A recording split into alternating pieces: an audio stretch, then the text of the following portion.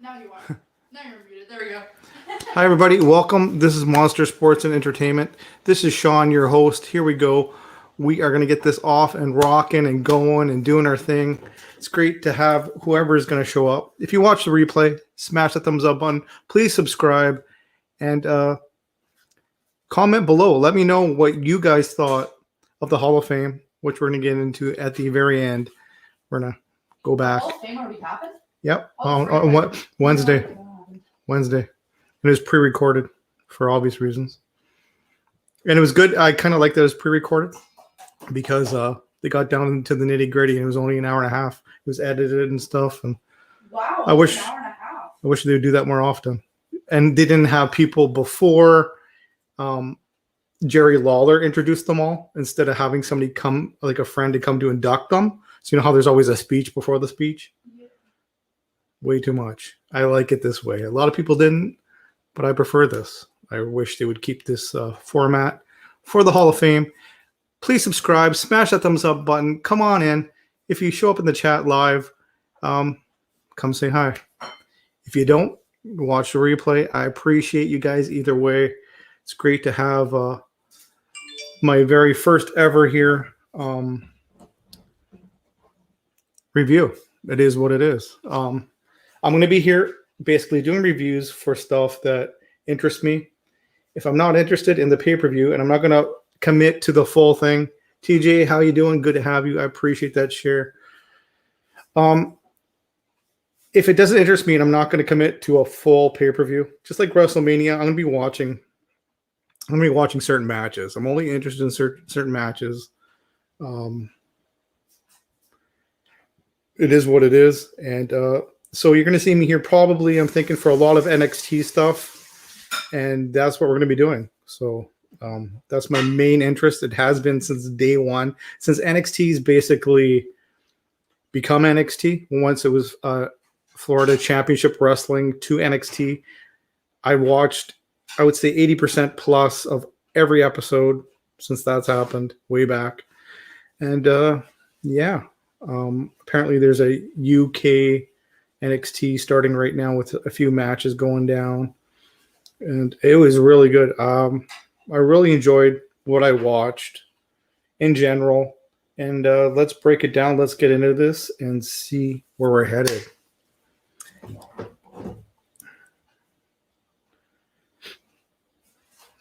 Let's get to my note here. Give a minute for anybody live that wants to jump in the chat, say hi. Hi, everybody. I'm also here. I am just getting myself a little snacker ready. So there's 3 in the chat. Wait for a couple more to show up here. Good to have you all here. I appreciate each and every one of you. NXT TakeOver, Stand and Deliver, Night 1. Damian Hernandez in the house. Good to see you. So NXT TakeOver, Stand and Deliver, Night 1, Stand and Deliver. We're not talking delivering like DoorDash or Uber Eats. Although that would have been kind of clever to have them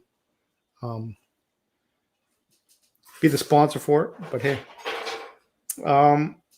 there was a pre-match. I'm not going to lie. I didn't watch, a pre-show match with Zoe Stark versus Toni Storm. So let's start with that little tidbit. Toni Storm, iconic, legendary, Australian. She's going to be in the Hall of Fame, no doubts, eventually, sooner than later. And she's really good at what she does. She's at the top of her game. And like I seen an after show, almost like an after news thing, for about a half hour long, I think it was, with Triple H and Shawn Michaels. They did a little news conference over the radio where top wrestling news reporters got to ask their questions to them. And there was one question about this I found really interesting. Basically saying, don't you think by letting Toni Storm lose, that it's going to take away some of her spark, some of her fire, some of her momentum, some of all that stuff? I personally agree with what Triple H and Shawn Michaels says, which I don't often, but Shawn Michaels is a huge part of that developmental thing with NXT, and his hands are all over everybody's business, all up in there, and he does really good at what he does, and he's elevating the talent. He's working with tag teams. He was part of the Rockers. Come on, the Rockers, aka also the Midnight Rockers. Excuse me, need some water.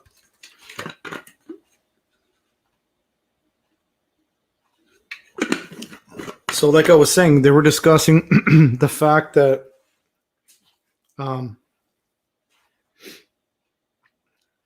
does it hurt Tony Storm letting this brand new Zoe Stark win? I didn't watch much of the match. I seen a clip from it. I was busy before the actual show started. But I went back just to see what Shawn Michaels and Triple H were putting this woman high regards, very high regards, thinking very highly of her talent.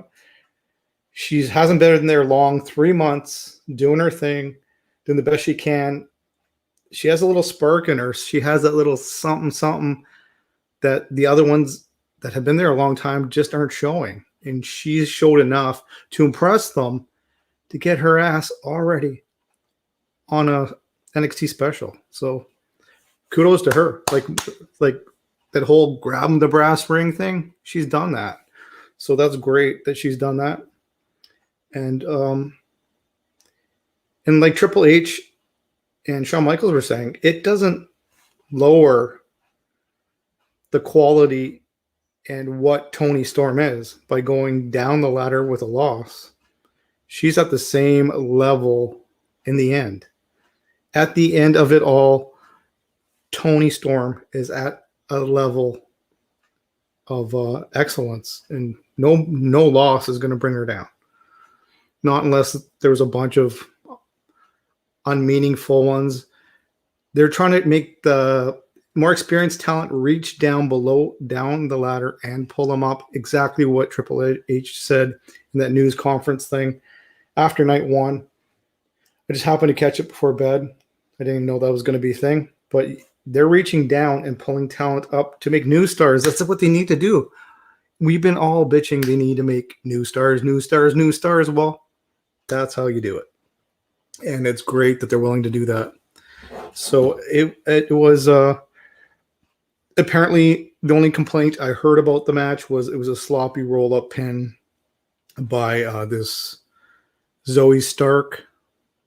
I didn't see it, so I'm not going to lie to you. But I did go back and watch some of Zoe Stark's workings and wrestling. She's very, I guess, if I was a scout and I had to describe words to explain what she's about, she's got that old kind of school feel and look as a woman wrestler. Beautiful woman. I could see them looking at her like the eventual total package. And she's done enough to be there 3 months and get in a special. So, hey, good on her. Good on her. And she's very explosive. She has a very explosive style. She's very gets the crowd going, gets them excited with the kip up. She does kip ups and stuff, and very, very exciting to watch. So I can't wait to see what more she can pull off and do. So that was that. And NXT Takeover, Stand and Deliver, night one. It kicked off with Nita Strauss. Nita Strauss was there doing her thing, playing the anthem, guitaring. Woo woo, Wayne's World partying on, excellent. Woo woo woo woo. She nailed it. It was amazing. Amaze balls. That's all I got for that. That was a little glimpse to where we were headed. In this, it set the tone for the whole special here. It was amazing. Nita Strauss, not a stranger to WWE. She's done WrestleMania, little guitar riffs and stuff. So we knew it was going to be a lot of rock and roll involved in this. So Tony reminds me of Lita says Damien.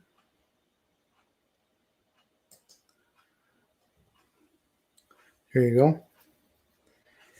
She has Lita-esque qualities. Yes, definitely. I can see that. I can see the comparison for sure.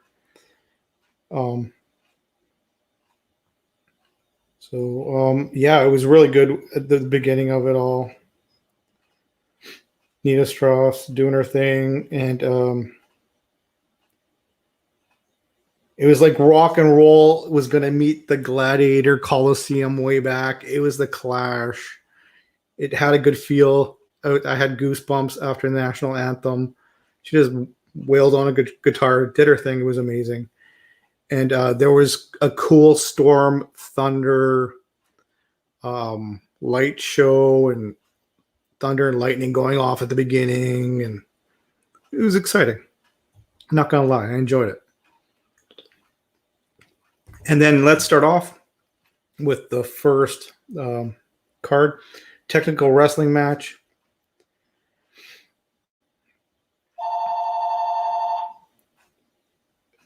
Maddie, you going to grab that? Pete Dunne versus who was it? Hello? Yes. Pete Dunne was amazing in that match, by the way, versus Kushida. Pardon?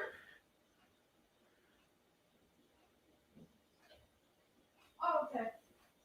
Yeah. So I was assuming since it's going to be a technical match that we all knew it was going to be a lot of holds, a lot of submissions, a lot of false finishes, a lot of manipulation of limbs. Technical, right? It's not just a clever name. They had to showcase all that kind of stuff for it to be called technical match. So that's the way I was looking at it and hoping that that's what was going to happen. And yeah, as soon as I hear technical, the very first thing that comes to my mind, Chris Benoit, Dean Malenko, Bret the Hitman Hart, Owen Hart at WrestleMania with the 20,000 false finishes. It was pretty cool.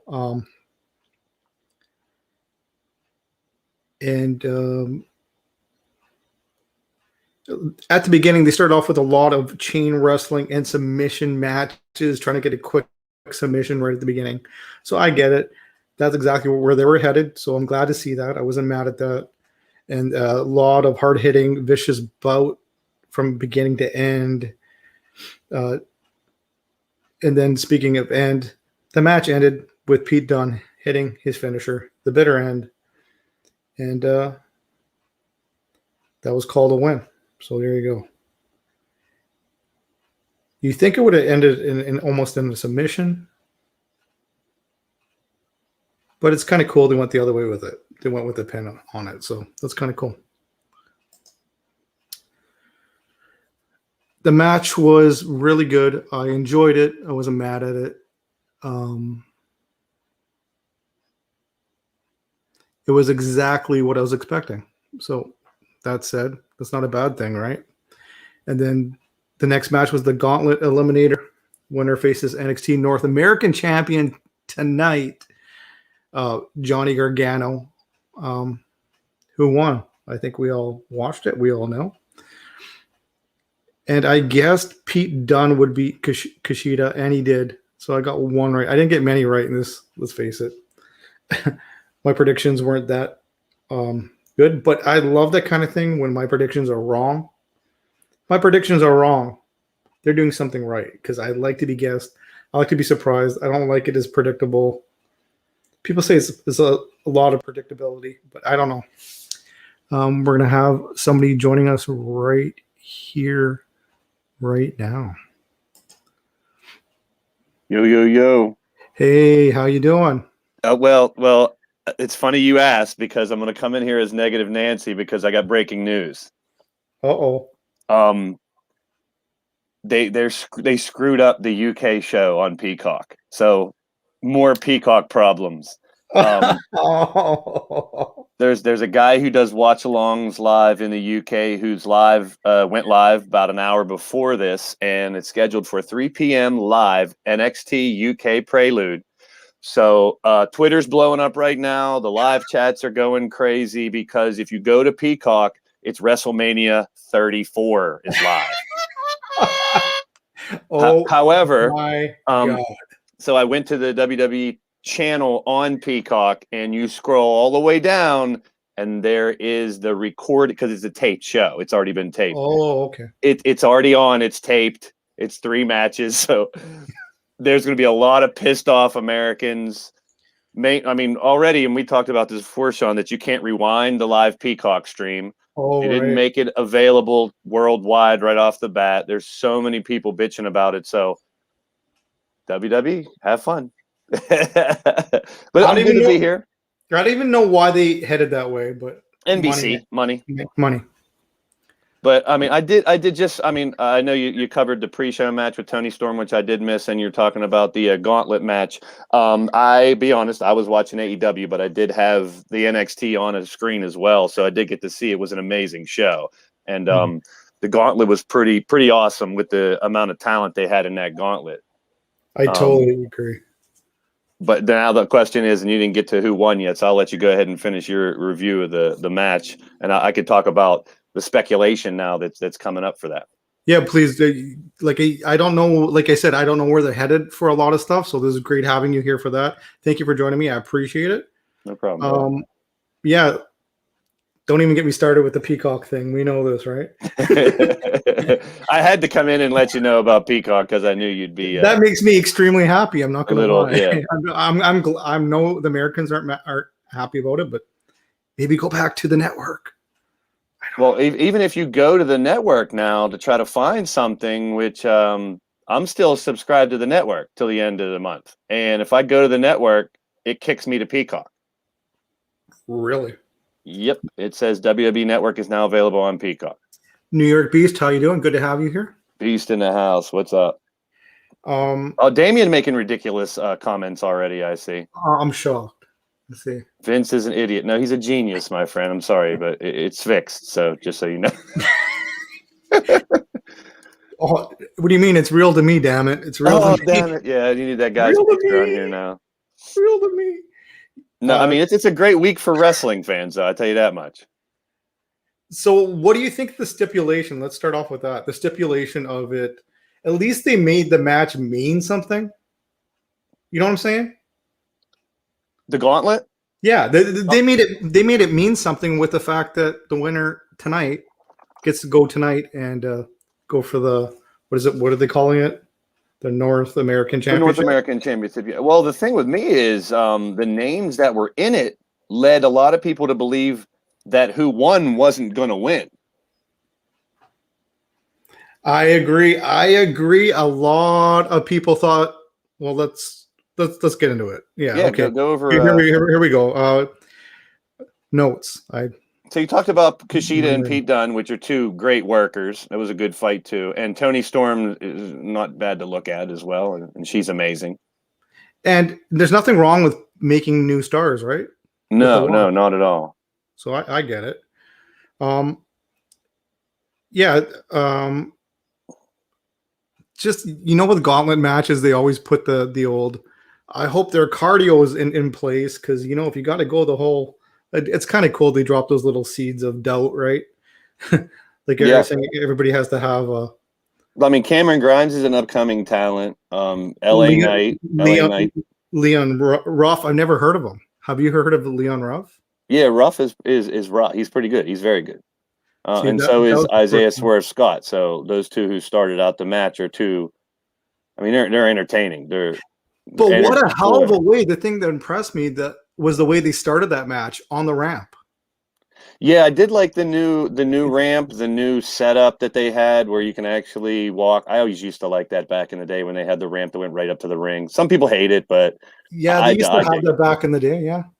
So I did like the fact that they finally changed the arena a little bit. They had even over the people's faces that were joined, they had like steel cage.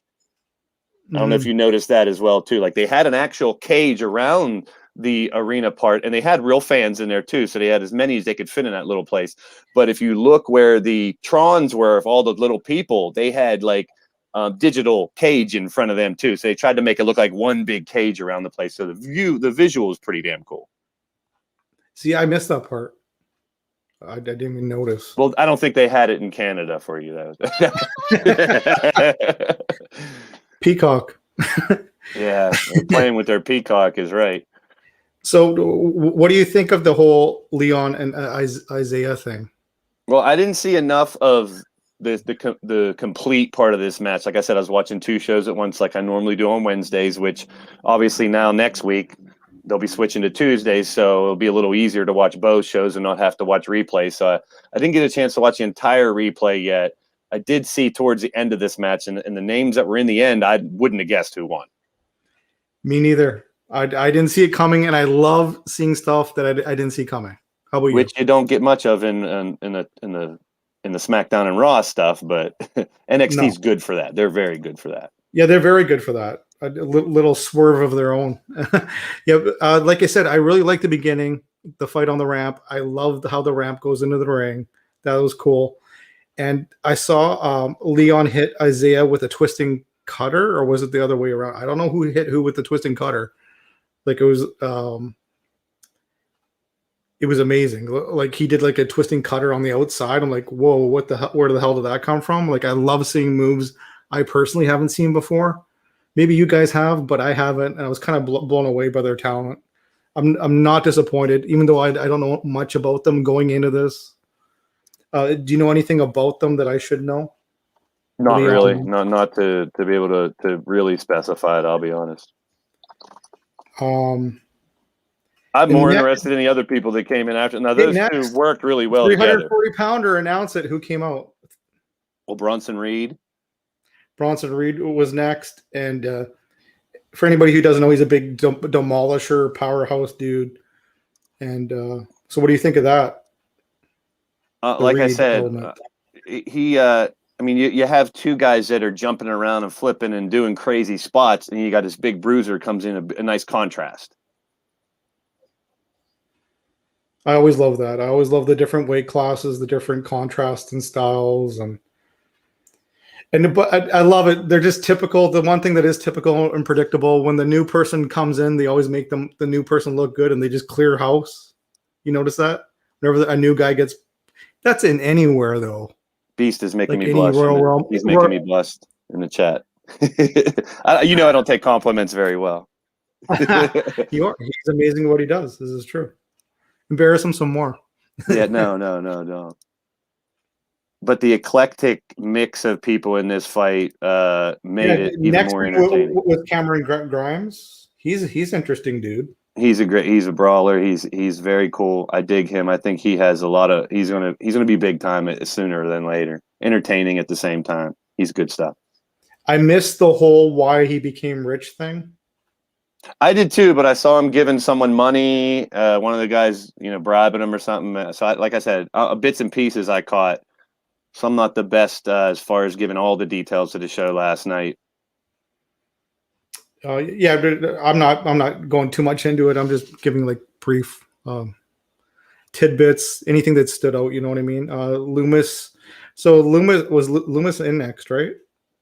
Yeah, he's one I really. Sam Shaw from Impact and NWA he was a force over there too, and the crazy man gimmick and whatnot with the gloves and the stare. He's menacing. I dig it. I love menacing, creepy, wicked entrance. His entrance is really cool. It's like a kind of like a nosy Canadian neighbor type thing. Maybe.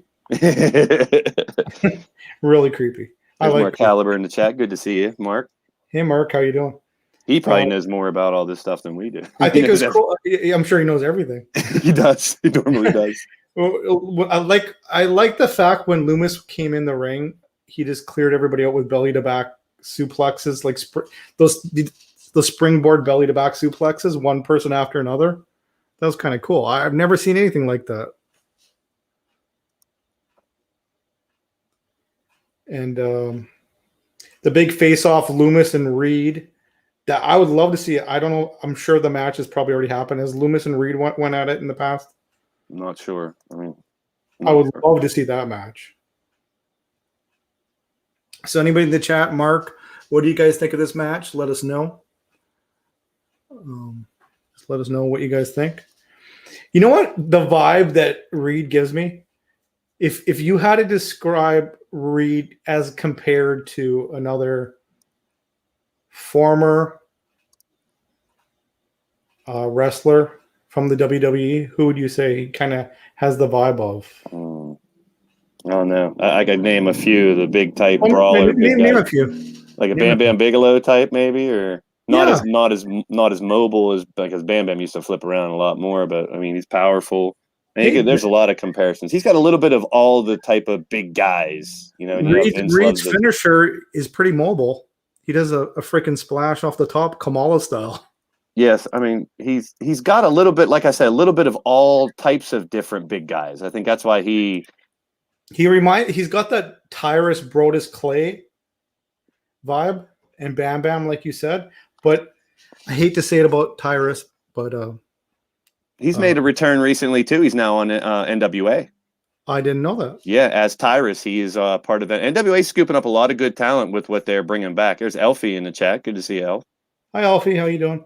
So, yeah, this Reed is really interesting to me, and the Brodus Clay feeling, but I think Reed is 10 times has more potential than Tyrus. Well, he had the big dancing gimmick and the girls and everything, and you know, back when he was Brodus Clay and all that good stuff. Somebody call my mama. Somebody call my mama. Well, he brought in, I mean, Naomi is still big time now, so I mean, that was part of how she came in as one of the Funkadactyls. Oh yeah, that's true. And she's still big time now. I wonder whatever happened to the other one. There was rumors that she was going to make a return, but I think she just quit wrestling altogether, from what I understand. I mean, I don't know. Someone in the chat might have more. Was that a hint for Mark? Yeah, that's one of them. Mark, you know. But the guy who I dig the most out of this whole match was the next guy that came in. Go ahead, tell him. Well, I knew him as Eli Drake, and the man is great on the mic. Yeah, dummy. And I missed the dummy part. I don't know if they totally got him rid of the dummy part, but he still does most of his shtick, now known as LA Knight. And that's kind of weird, eh? Once again, and well, yeah, I mean, but you know, they're geniuses at selling, plus the Eli Drake name. They get into that, just like how Taya Valkyrie had to change her name, which I hated to see because I love Taya Valkyrie. Now they have their own Valkyrie, Eva. Yeah. But I really loved the old Taya Valkyrie, and it's a shame of what they did with Johnny Morrison because he could be big time, but he's in a comedy shtick with Miz. I mean, once again, I hate to be negative, but a lot of the stuff that they've done with some of these guys, like where's Aleister Black, and you know, Keith Lee's injured, but I mean, people like that. That could really be top-notch stars that they kind of go into the wayside. Andrade is now rumored to go to possibly NWA to challenge Nick Aldis, which would be great matches if you ask me. That'd be amazing. I could picture that. Her wrestling name was Trinity there, Elf. But in real life, I think she quit wrestling. But you never know. It's wrestling, so you never know. But LA Knight comes down with his shtick. I did catch this part, and it didn't last long before he was scooped up and tossed around. But like I said, with Loomis, Drake, Bronson, I mean, it's such a great mix of characters. And a lot of times in the past, you talk about WWE gauntlet matches. It's normally a bunch of singles matches drawn out. But this was more like a little mini Rumble type thing. Which is cool. Yeah, very cool. It was really neat. I'd like to see a lot more of that kind of style match. And I can't believe I'm saying that. It was really interesting. And elimination style at the same time, right? Yep. It was like a twofer. We got a twofer. I'm trying to kind of look at notes too at the same time while we're going over it. Anything that stands out. So the YouTube streets had Loomis for the win. And if you'd have showed me the names, I would have picked either Loomis or LA Knight because both of them definitely deserve the bump. But My guess was LA Knight. I was wrong. But they didn't win. I was wrong. Go ahead, tell them. Well, with the big guy taking the win as the Colossal getting the big pinfall, and Johnny Gargano coming out afterwards with Bronson Reed to kind of taunt the match up in the future as Gargano is the North American champion. For tonight, yeah, a little hype up. And yeah, like I said, Reed, his Kamala style splash was like totally. I didn't see it coming because, like I said, I'm not too familiar with any of these guys because I went away from NXT for a while due to the Rona crap and no crowd, and I lost total interest. I'm getting back into it now. The tie-in between two shows, I think, works good for NXT. Although Mania is doing a tie-in match this weekend, which I think is ridiculous. I know it's a way to get more women on the show, but they're having the 5-way women's tag team match, and the winning tag team is going to go face Shayna and Nia for the title the next night. But SmackDown has the tag title match on SmackDown for the men, which none of those guys get to be on Mania now. So it's kind of I don't know. I mean, to do maybe one if the women's play-in match was on SmackDown, it's a good sell to go watch Mania. The winner fights in Mania. But with all the ladies, they announced 4 teams. The one team I don't think they announced yet is going to be Carmella along with drawing a blank here. The Iconics. What's her name?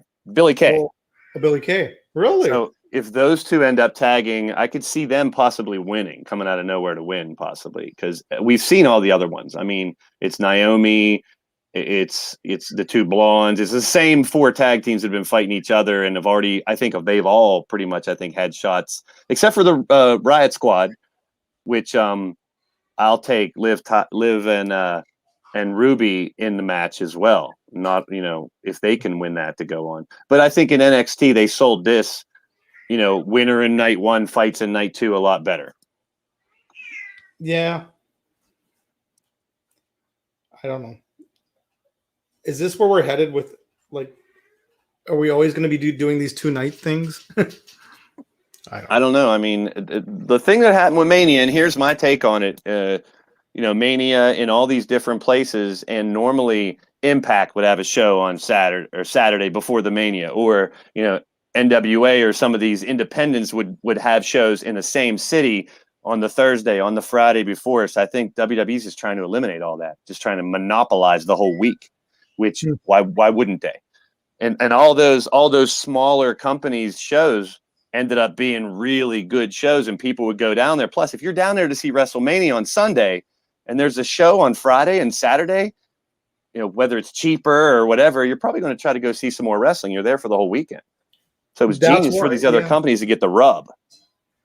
That's why a lot of them do signings and stuff, right? Like all the people that aren't in the and they had all kinds of wherever stuff. the hell they are, they go and set up their little booths and make extra cash. Why not? Little promotions. So, I mean, this week just kind of ridiculous, but at the same time, it's it's Raw, it's Hall of Fame, it's NXT, it's SmackDown, it's Mania, and Raw again. Those are that's a 1 full week of every night there's WWE content. Wally's right. Impact moving from Tuesday back to Thursday. They won't say it, but that's the original night. Impact used to always be on Tuesdays when I used to watch it back in the day.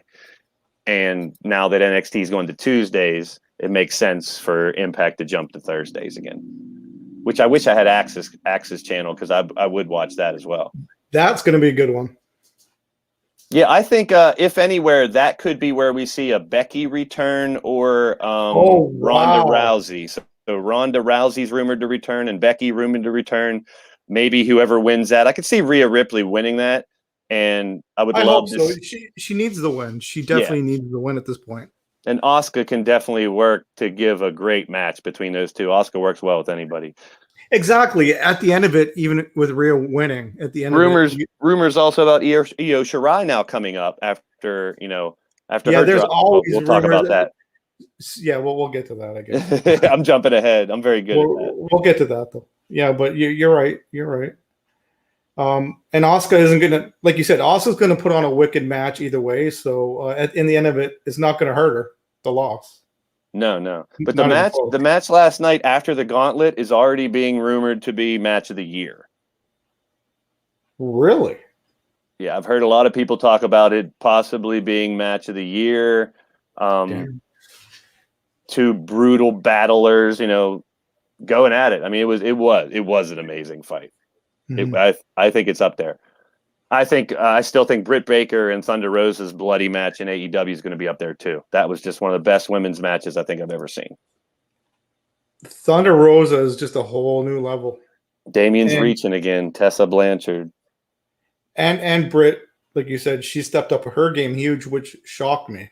Well, Britt's still riding the wave. I mean, she's still claiming, that she made that match and she's covered in blood. It's on her T-shirt and everything now. And it's an iconic thing where she didn't even, it's a perfect example of you don't have to win a match to set a tone for the future because she's ranked number 4 right now.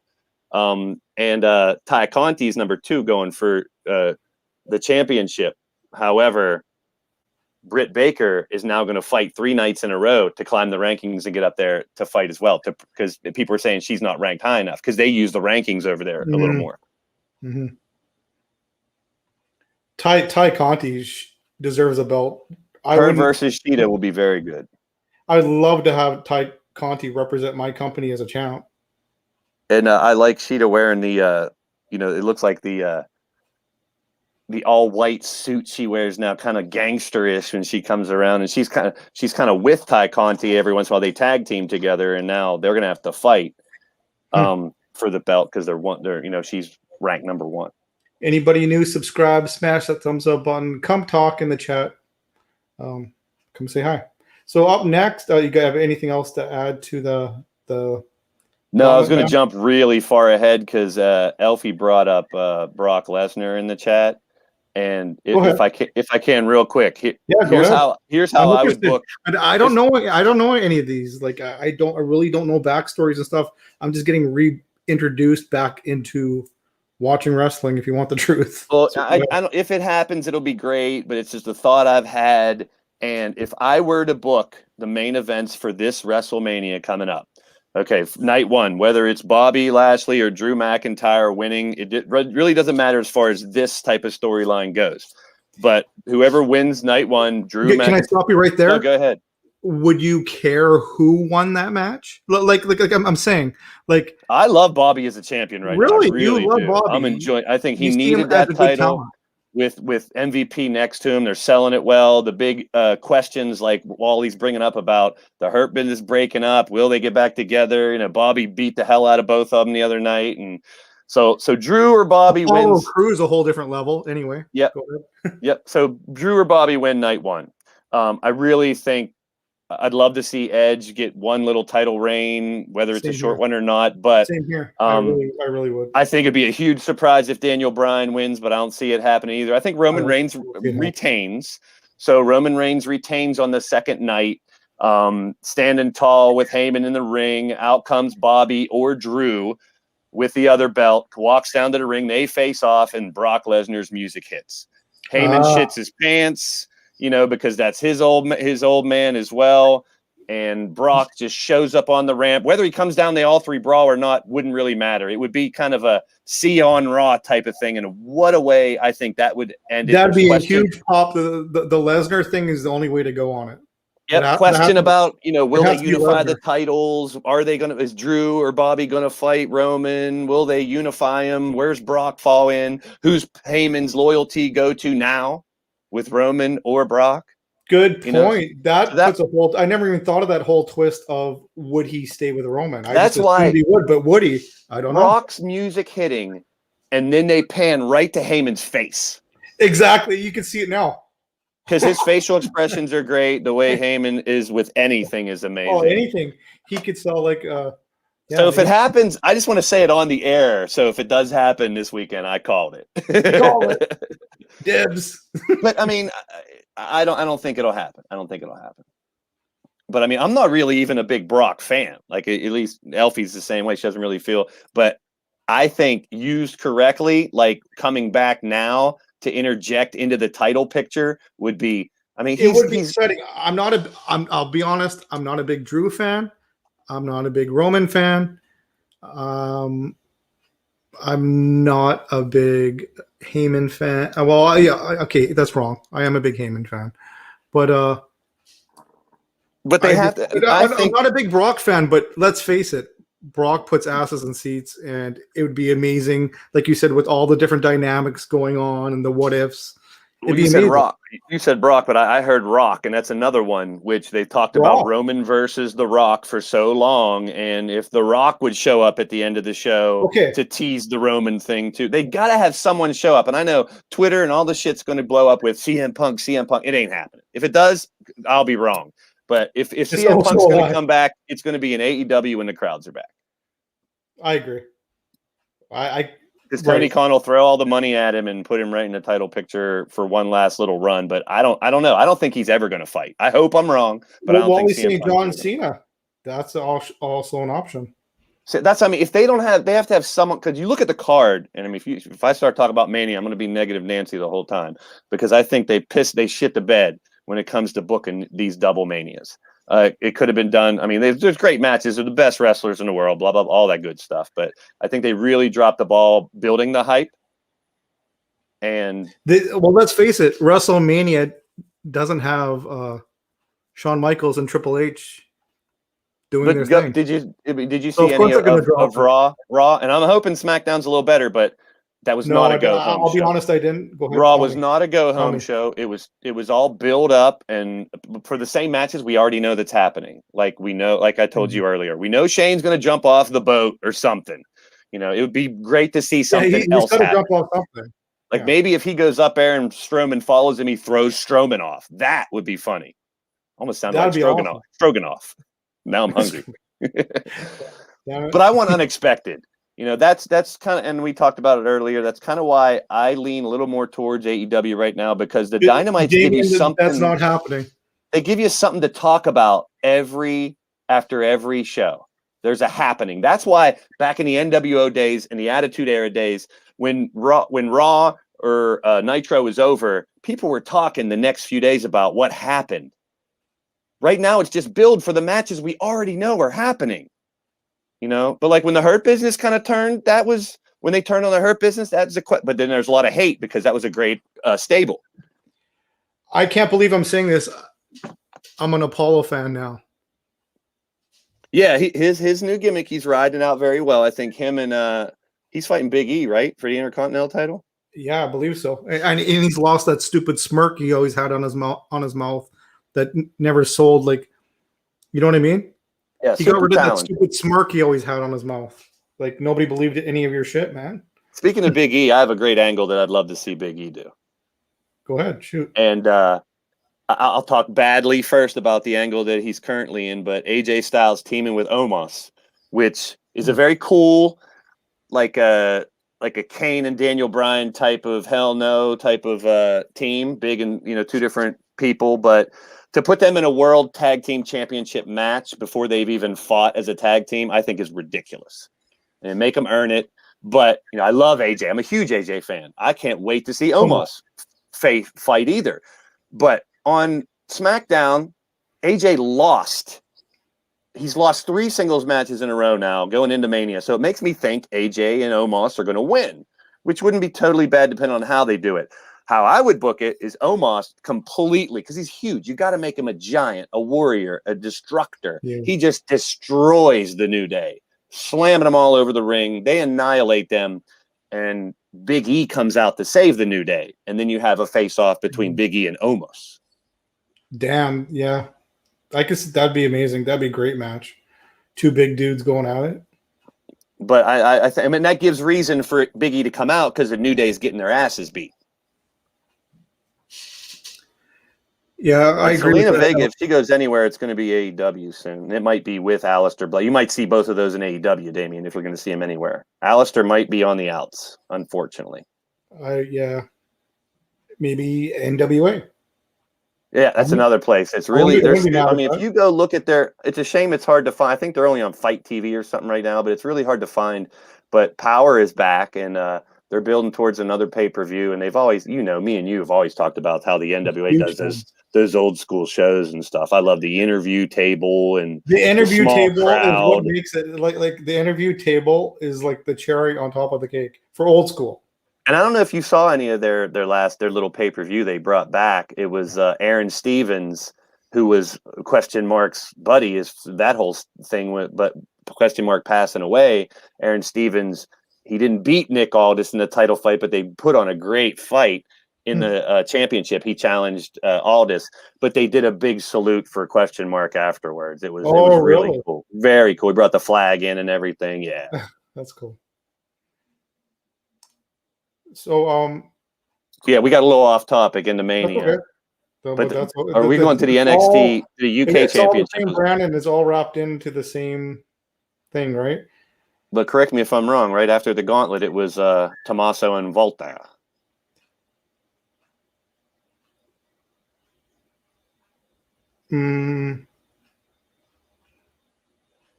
Tommaso and Volta on NXT. NXT UK Championship. Yeah. Going back, that was the next fight after the Gauntlet, right? Yeah. Yep. That match was unreal. It was unreal. I mean, Go ahead. I want to know what you thought of it. I saw a lot of this match because it really caught my attention, even though, like I said, I was watching two shows. But things like slamming each other around the ring, like he did like a dozen clotheslines to try to knock Walter down, like repeatedly. I Running counted into the 56. It was so great. Off the ropes, another clothesline. Off the ropes, another clothesline. I mean, just the whole thing. I mean, if you want to watch any of the matches from last night, I would say it's Walter and Tommaso Ciampa. And the reason I totally agree with that, the match to watch, because this was the only real storyline, I would say. But Walter's, wrong? he's the longest champion in WWE right now since like the 80s. Of the modern era, yeah. I forget how many. It goes back to the 80s. Well, a lot of it, I mean, you do have the pandemic last year to kind of put a stop to a lot of stuff, but he's held that title for so long. Like 300 days or something? Or was that EO? So long. I mean, it's just one of the longest reigns, and rightfully so. He's a monster. Oh yeah. Why would you give the belt to anybody else? The guy has talent. He's amazing. Like, he's very purposeful in his moves. He's very intentful. He's very methodical. He knows how to pace a match. He's great on the mic, which I was kind of surprised. Like the whole leading up when they did interviews and stuff, the whole story of Ciampa being the shell of the man that he was, and like you said, Walter just being a whole different new level of new champ. And it's great that they're not passing. I hated like 10 years ago when they played patty cake with the freaking belts every month. Like they're letting champions hang on to the belt, and it means something now. Yeah, definitely. But Ciampa to actually, it was kind of like a white noise off the top rope, where he like an over the shoulder, belly to back pile driver, where Ciampa hit him. I thought it was over. I thought it was over when he hit that off the top. But in the chops they were trading, to the chest, to the smacks, both of them with vicious chops. I mean, the blood vessels on Walter's chest after, he was like redder than, he looked like a bad suntan, but sunburn. Yeah, but it was just a brutal fight. I mean, that was definitely a great fight. I just love the build up and did you happen to see the video clips of the interviews before they went to the match? No, I did not. No. It was a cool lead up. Walter saying he's too distracted now. He's not as focused as I am. The only thing that matters to me is wrestling. The only thing that matters to him is family. They played the whole family thing too against Ciampa. So I really, really enjoyed the story going into it. I really enjoyed how it played out. Ciampa's been through a lot, man. I mean, if you look at him, it was a close up of him like last week or something where he had a full beard and some hair growing, which he's receding hairline like a lot of us. But he's like 30 something, looks like he's 60. You know, if you get a close up of him, obviously, you know, you see his whole body. He's fit as hell, but he's gray as crazy for like a 32-year-old or something. He's been put through a lot in the wrestling world already, very young. There's Kelly in the chat. Good to see you, Crushing Hello, Kelly. hello. Welcome. But that match to me stole the show. That's one that, if any of them, I'd go back and watch again. Yeah, if I had to pick one match of the night, that's definitely it. It was hard hitting. What do you think of the whole? They were telling about the storyline about how I'd missed it. I never seen it happen. So, but he teared. Apparently, Walter teared some sort of chain that Ciampa's daughter gave him off his neck. I did see Walter chop the announce desk in half. Yeah, that was scary. Now that's good because we've never seen that before. He basically put his arm through the table. It's a big hole in the center of it for those out there who didn't see it. It was vicious. I've never seen that.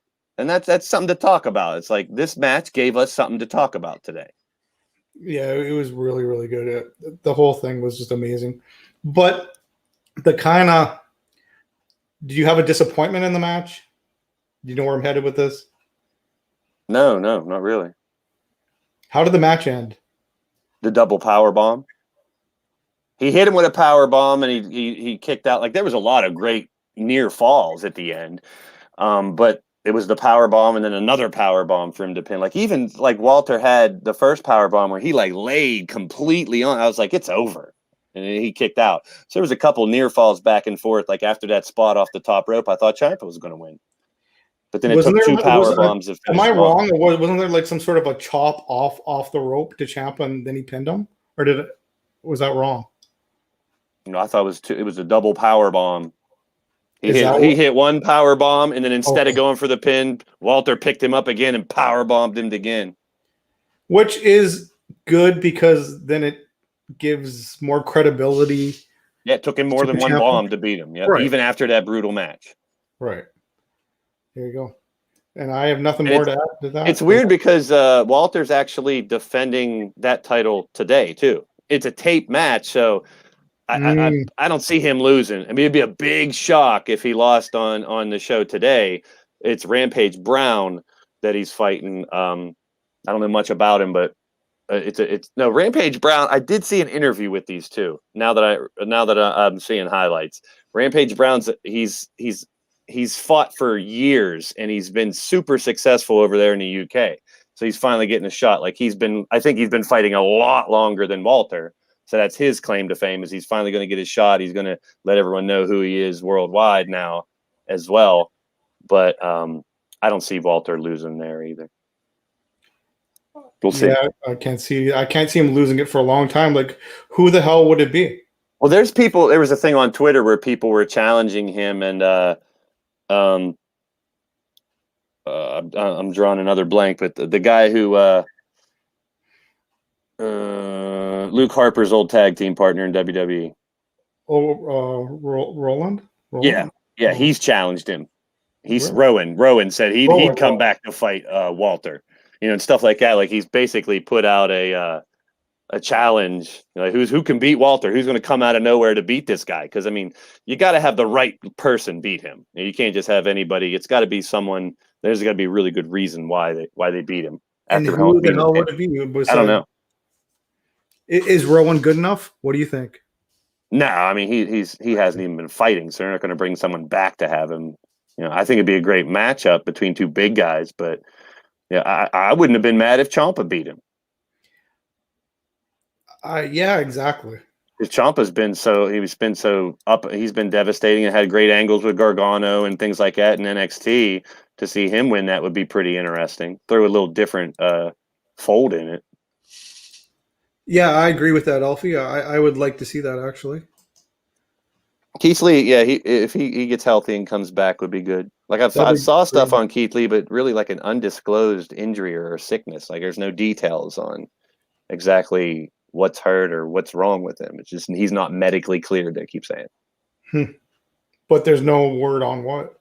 Yep, I looked a little bit into it because our pal Shifty's a huge Keith Lee fan.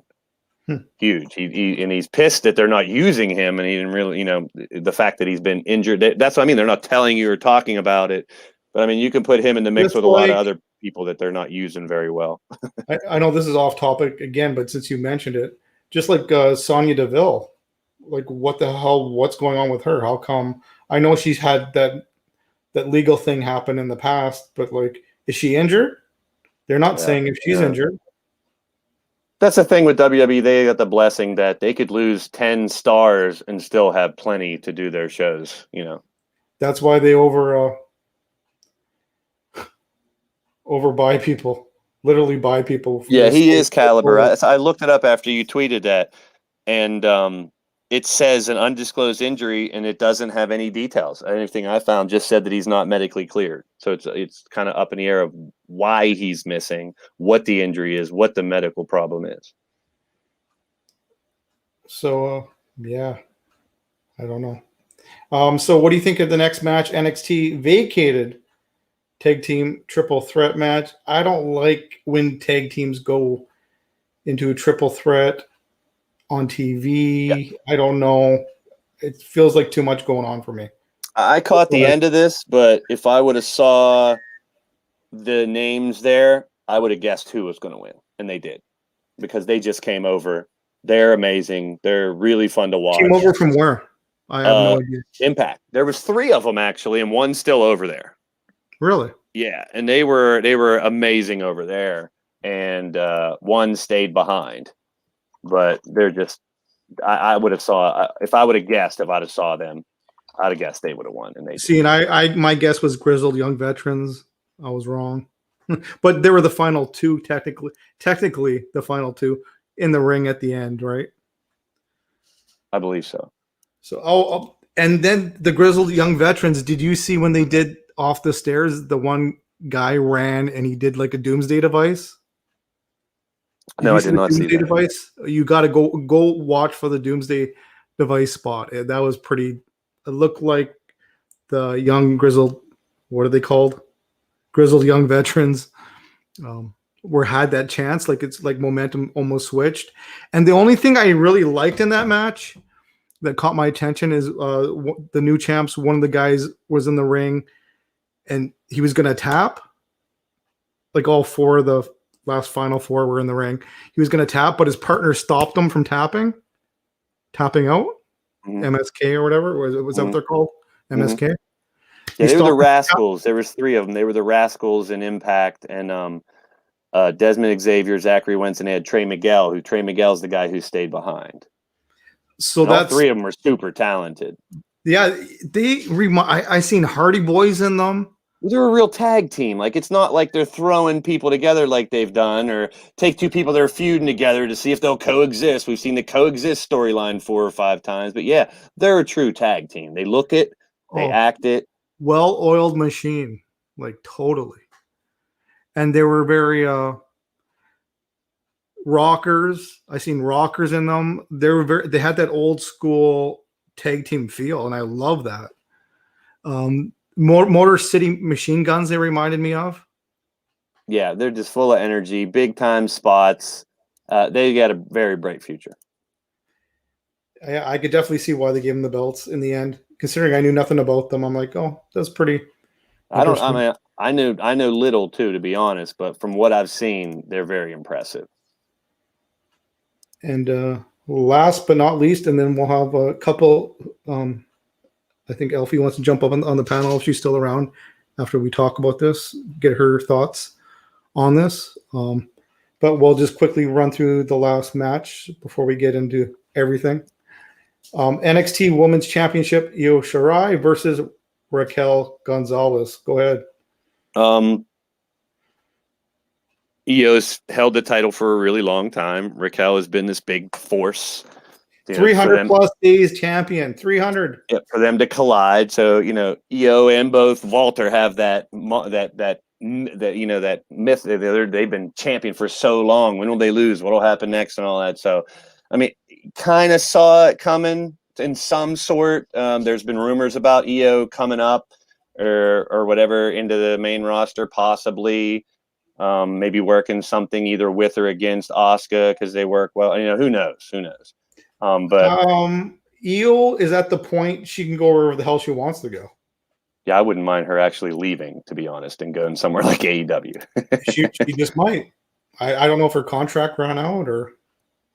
So yeah, that's the big question now. That and she lost. Raquel Gonzalez got the championship. So now the question is, what the rumor on the streets was going to happen. Well, I thought for some stupid reason Io was going to retain. Now, I don't like bringing this up on my channel, but since it's yours, I'll bring it up. There's a lot of backlash on Rachel Gonzalez because of her political beliefs. Mm. And it's all over Twitter. People were bashing the fact that she won because she's, I guess, Republican. Right. And, I don't give two shits. I always say I don't care who you are, what you are, where you are, how you are. I don't care who you're banging, who you vote for. It doesn't matter. To me, I'm there to watch a show. Take me into your realism. But there's a lot of backlash to her for winning. Like people were upset that she won, but she's been this dominant force. I don't see a problem. Isn't Vince McMahon a Republican? Well, that's part of the stuff that I also read that the WWE has been, and I say, I stay oblivious to this shit because I don't really care in it normally. But Vince and the whole company has been openly Republicanish. Vince McMahon's wife worked for Trump's administration. Yeah. So I don't housing or something. It was some housing thing. I hate it even bringing it up, but since it's controversial and it's part of the backlash that I've seen in Twitter, but I don't really care about the people that are just talking about it now are only making it worse because it shouldn't matter. It shouldn't matter. I agree. And that's what a lot of the response is from people that are seeing it is, what does politics have to do with it? But the thing is, especially on Twitter than anywhere, it's not news. This is my new saying. It's not news just because it's on your news feed. That's so true. It's an opinion, and the fact that anybody can put out their opinion and claim it's news is bad news because it's just opinion. And a lot of people see a tweet and they think it's newsworthy and retweet it, and the next thing you know, it blows out a proportion where it's just it could be some 10-year-old in New Mexico's idea. Who knows? I hope it is. I'm hoping it is. But really, and Elfie's dead on. It doesn't need brought up. It shouldn't be brought into it. It doesn't matter. But people made a big stink about it last night after she won. Really? Yep. I'd like to say I'm surprised, but in this environment, in the days of cancel culture, my brother, you can't say certain words, or you're this or you're that. You can't lean one way or another. That's why a lot of the unwritten rules on my channel that I have, because most of that stuff just wrestling in general, your rules are not is like that. Well, you can go back to what Bischoff said at the Hall of Fame: controversy creates cash.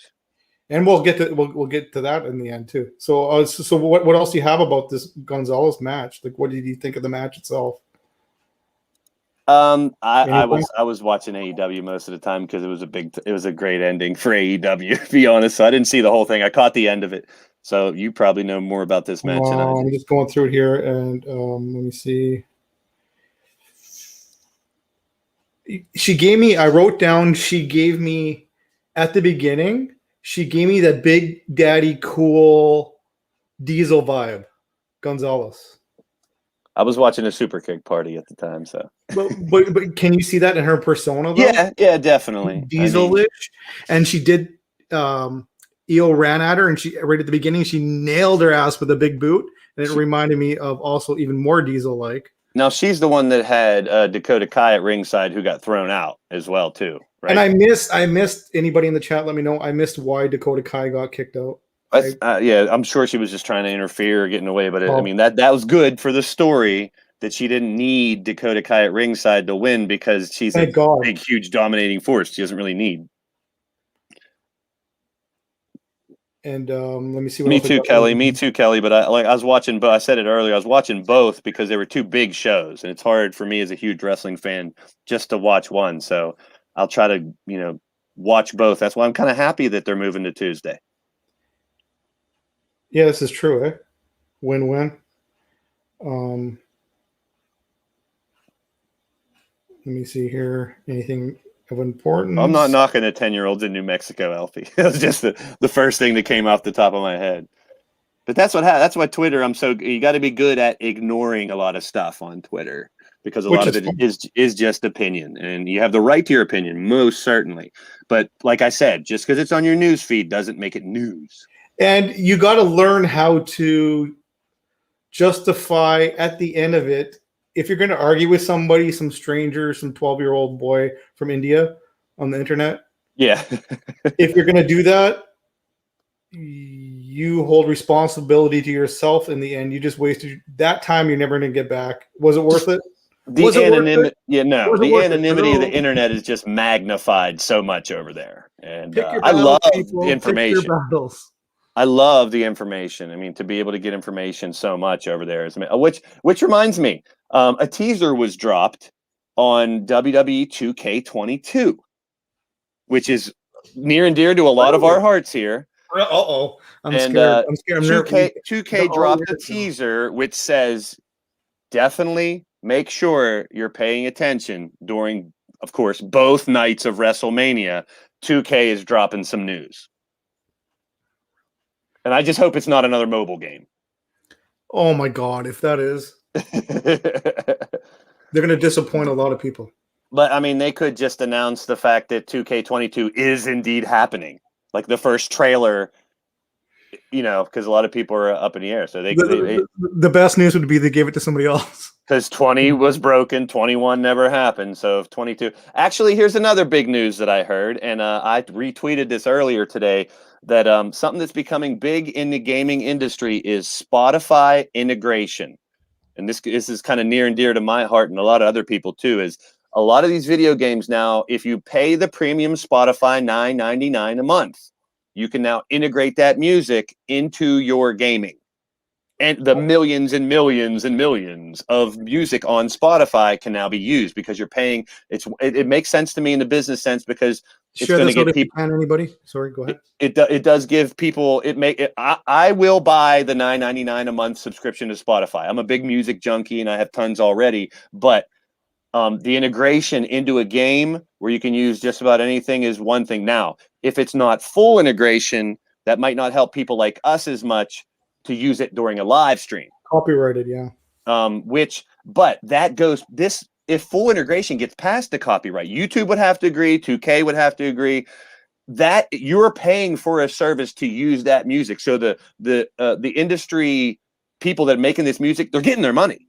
Mm-hmm. So the copyright stuff is kind of out the window. YouTube would have to redo a lot of things. 2K in the gaming industry would have to, but it's already going that way. So there is Spotify integration in a lot of games already. And there was a teaser, Smack Talks. I don't know if you ever watched Smack Talks, his reviews in the games and stuff. I'm sure you've seen his reviews. He got a funny voice and he does all the reviews of all the games, the 2K games.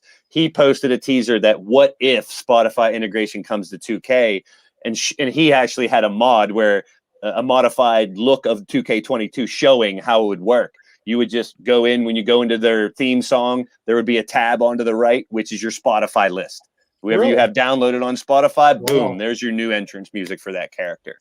So was that accessible, really? Well, yeah, it was just a mod of something that it would look like, because 2K is not even made. So he had someone create that and show what it might look like. So if that integration does work, that would change the game a little bit for us. Like I got my workaround with non-copyright and royalty-free music to use on my channel, which still does the job to me. It's background music, but it gives it a little extra identity to I've seen a lot of these Twitter shows that use the music full blast, and they're not monetized, so it doesn't matter. They link all the music to the bottom, but entrance music and themes just adds so much to the character. Is it a hip hop song? Is it an old school song? Is it a metal song? It adds to the character so much, in my opinion. Yeah, it gives the feel. It sets the tone. Yeah, and Kelly, I don't pay for Spotify either, but if they're going to integrate it into the video games you play, I don't listen to the music while I play. I don't even play the game. But if I can use that as, Kelly, if you can pick your theme song for Crushing Kelly on LTD from any song on Spotify, that is a huge thing. Be able to use it on YouTube. Yeah, and that's huge. Yeah, but there's so much that has to fall into.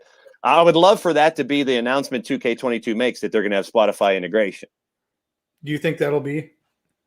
No, I don't think so. it's been teased. I mean, like I say, you heard my end of how I want to book Mania too, which I hope happens. But they got, like, Mania has to bring back, someone has to come out that isn't booked. It has to. They have to add something to these shows on Saturday and Sunday. Both days, it'd be kind of cool to have double surprises. Now they could have did a lot. Talk about Hall of Fame did a lot better all. than Titus O'Neil and Hulk Hogan freaking hosting. Well, there's a lot within that. Titus got the Warrior Award for 2021. So I kind of understood Hogan has his racial problems from the past, so putting those two together shows unity, I think.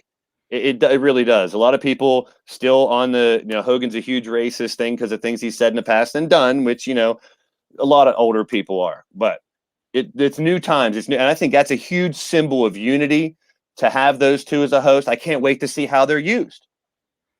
Titus O'Neil really shocked me at the Hall of Fame. I don't know why, but great story. That man has a great story.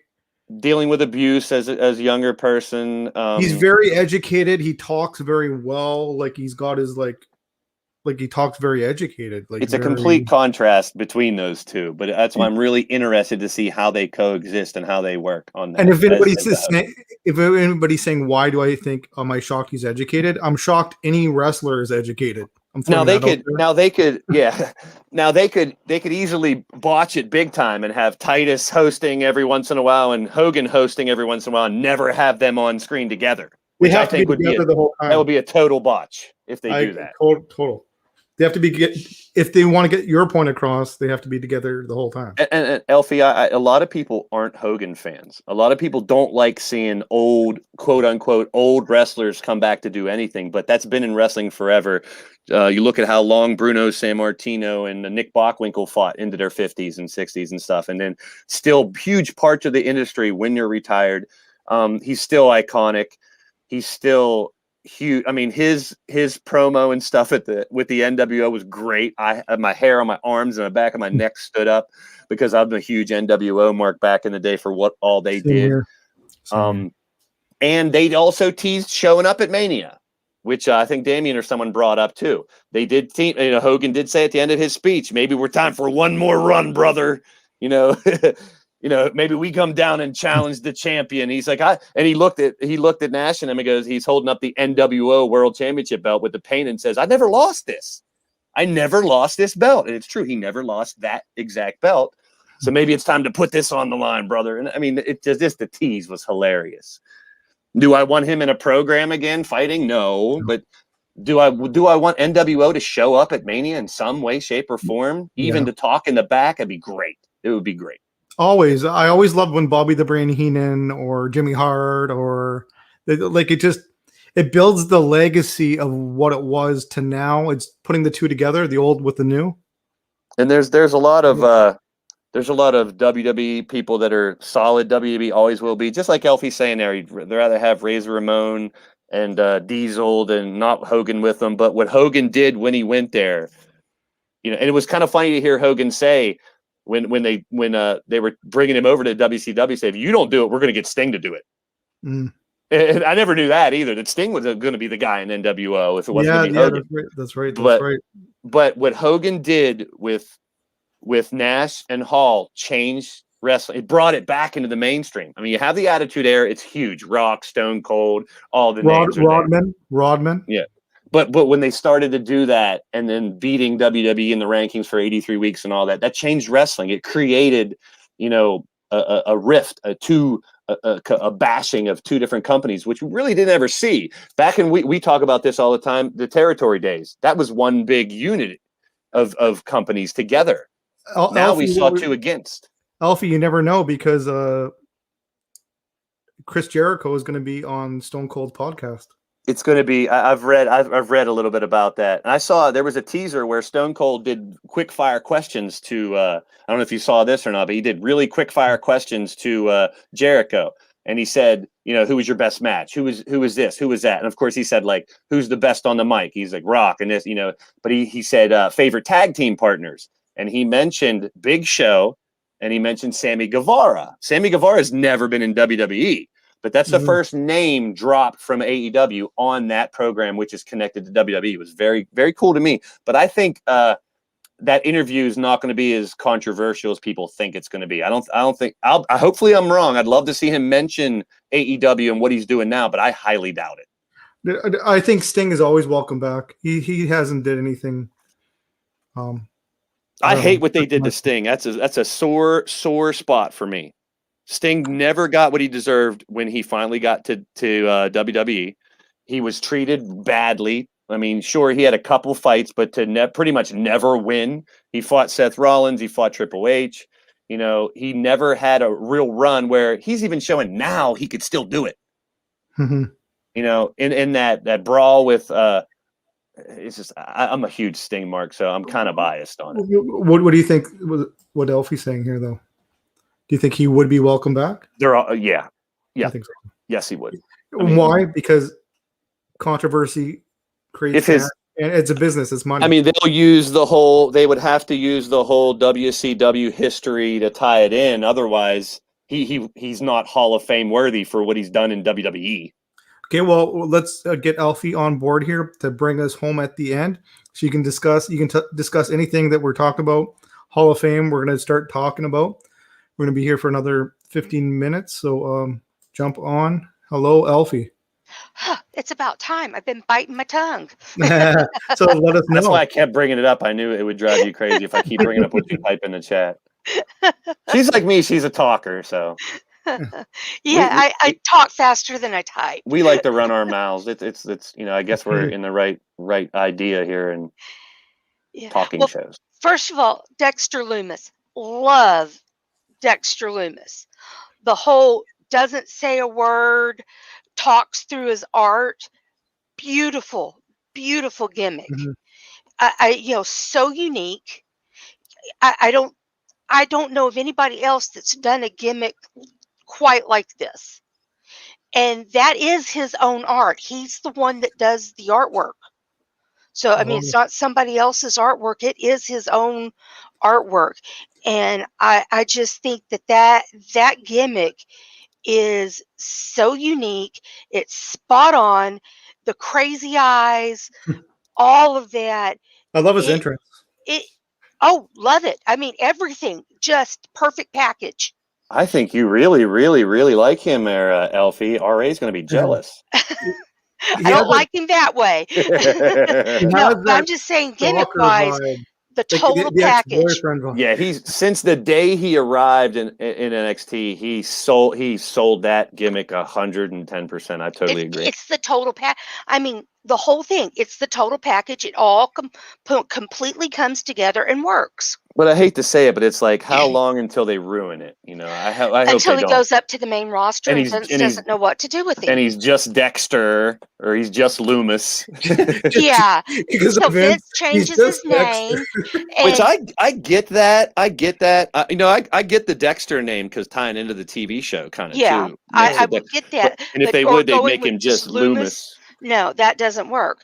But Vince wouldn't know what to do with him. Honestly. But I get the whole name thing because it's if you're iconic, if you can get off by being famous by just one name, and then you only need one. So I get that to a sort. Some of it's good, some of them were terrible. I'm changing my name to Madonna. Like Riddle. I miss Matt Riddle. I really do. Yeah. But I love his. I would say if they change his name, it has to go with Dexter. It would have to be Dexter. If they change it to just Loomis, I don't think it works. They've teased this for so long. They've teased NXT being equal with SmackDown and Raw. And I know a lot of us, put it above those shows because of the garbage that goes on the main shows and the real wrestling and the cool shit that happens on NXT. But I would love to see them really elevate it. So when they would have one of these pay-per-views, it literally would be the three against each other. Well, they do say bring it to the same level. They set, but They have been saying, though, that NXT is now equal with Raw and SmackDown. Well, they teased it when they brought Finn Balor down and some of that. They needed it in order to do it. To me, they would have to do a lot more of that. Interject some of the big names down into there They to would help. need more like a Seth Rollins down there. And actually, if you think about that, there's someone already doing that, and that's AEW. Yeah. They need at least 5 big guys from the main roster to go down to be even. And as many people that normally, mostly younger marks, that bitch and complain about old WWE guys going to AEW, they're using them so well. Oh, Tully, yeah. Taz, Yep. all the guys either in the background. Jericho, Sting, Big Jake Show. the Snake. If you Yeah. could go back and watch Jericho and Jake the Snake's back and forth last night, it was hilarious. It was great. I haven't watched either show. I watch with my husband. That's just something that we do together is we watch wrestling. And for those of you who don't know, he's a tax accountant.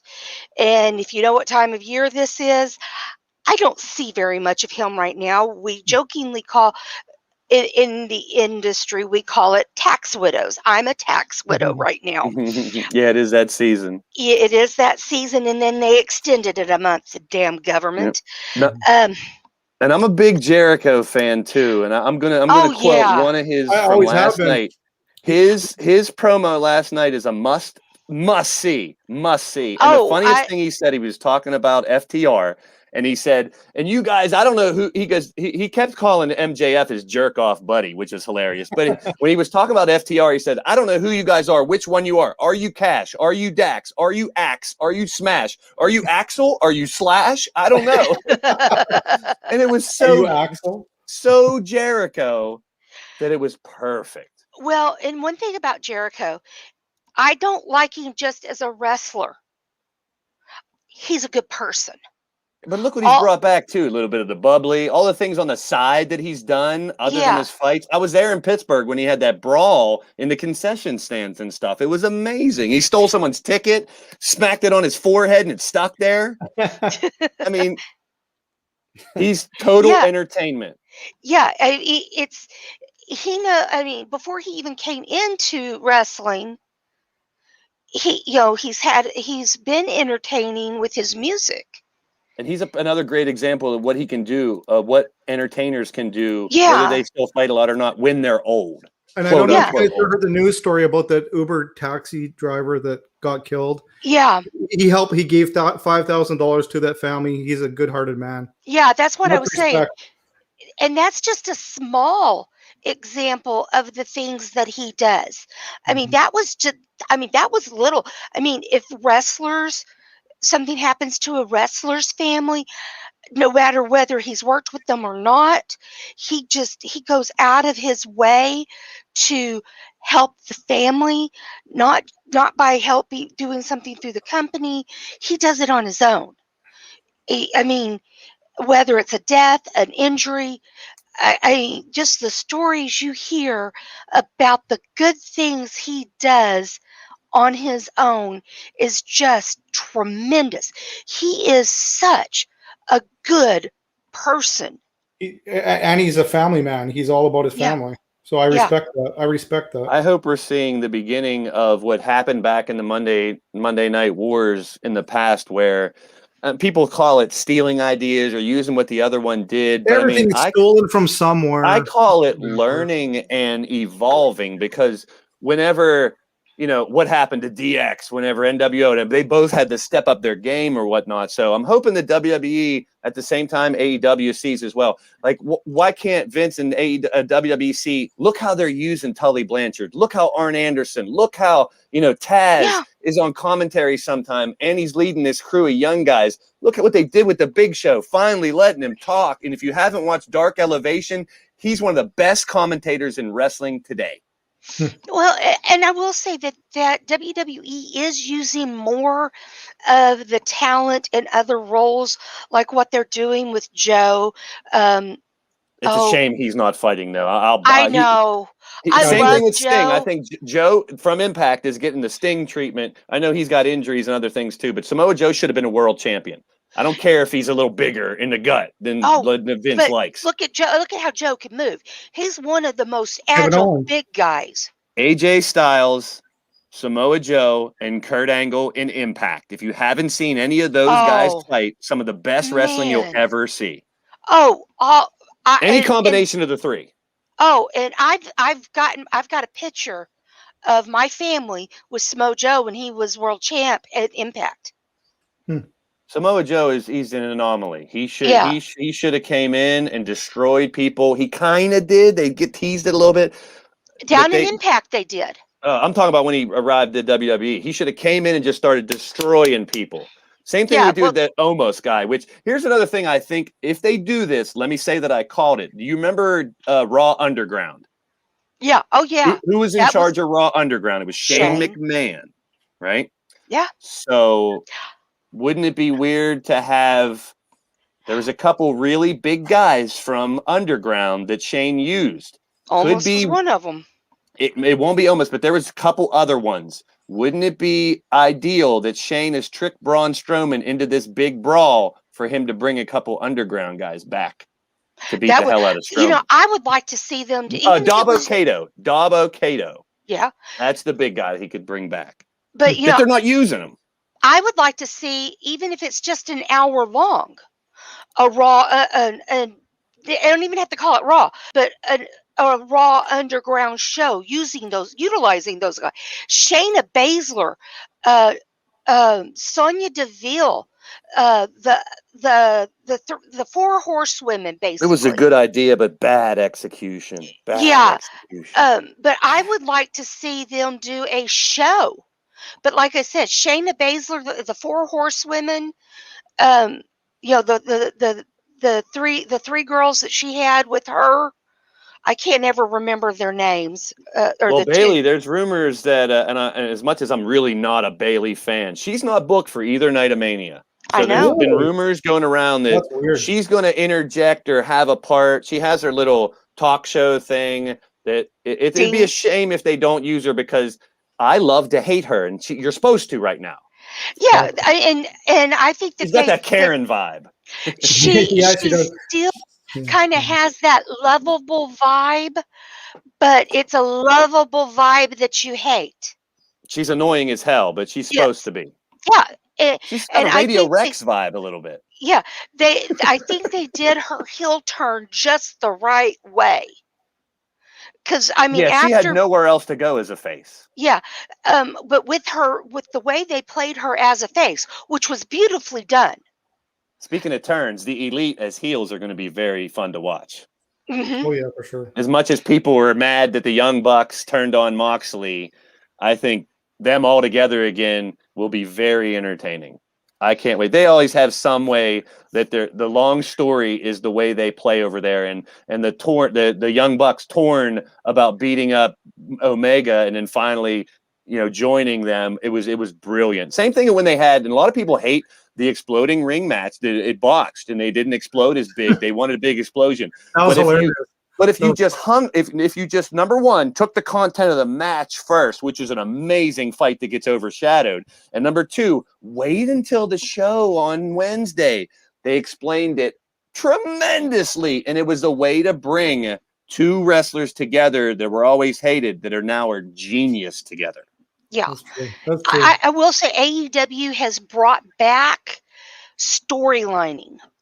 They have fans have no patience nowadays because of the immediate gratification of Twitter and stuff like that. You got to wait, let the story develop. The WWE loyal, they give you that. Here's what matches happen at the next Supercard, and then you get bludgeoned with the same shit for 3 weeks.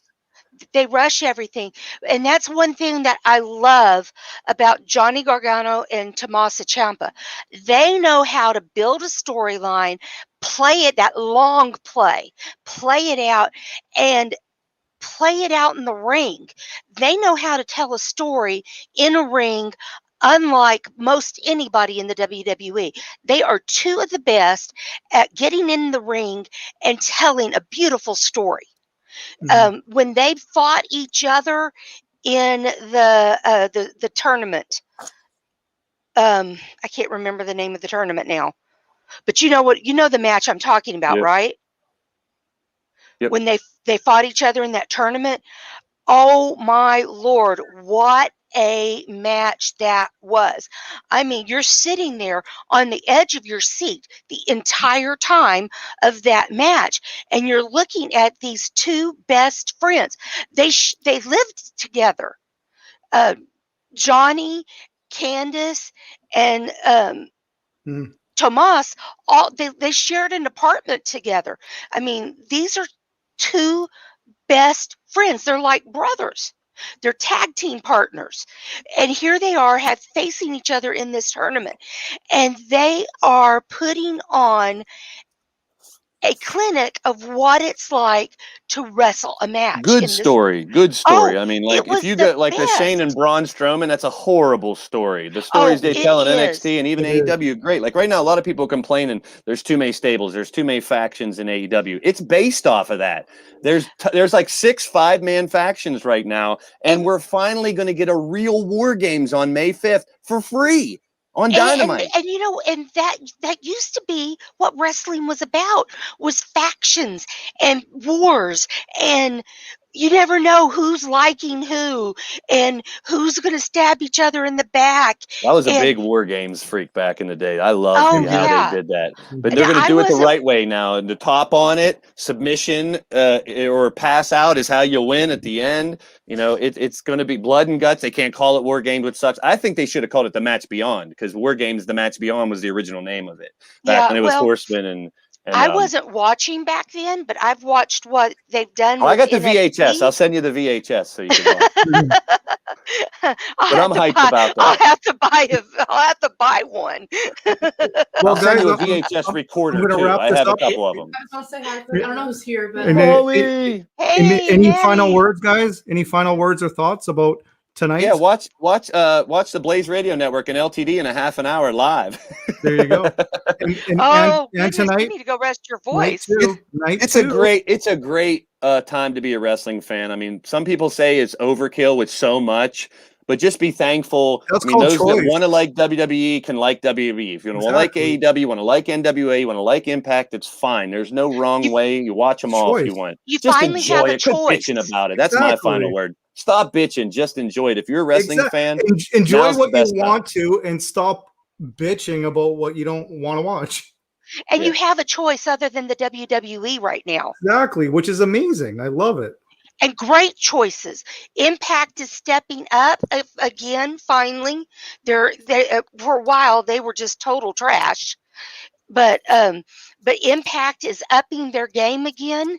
You've got AEW, who's a bunch of new blood. You've got the older generation that's coming in and showing we still got it, and we can teach these youngsters how to put on great matches, tell great stories, and they're giving them the opportunity to do that.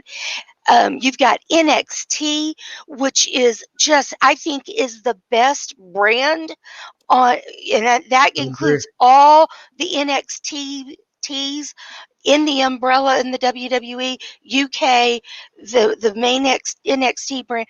They are putting on phenomenal shows, and I think There's they're Johnny come lately to the party, your buddy Rob Machete. hey, Rob. Party's over, man. Party's over. Yeah, we Give got to us- stop this now. Machete's here.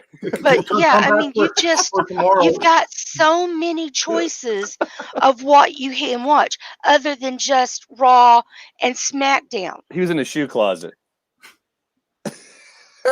So I will be back. Hopefully, if I get my notes properly, I'll be back tomorrow, and we'll discuss some more. Fair enough. So Good stuff. Thanks for thank you having all. me. Thank you, Alfie. Thank you, Blaze. Thank you, everybody showed up. If you watched the replay, you know what to do. Bye, everybody. Thanks, guys. Peace. Great show, guys. That was fun. Thank you.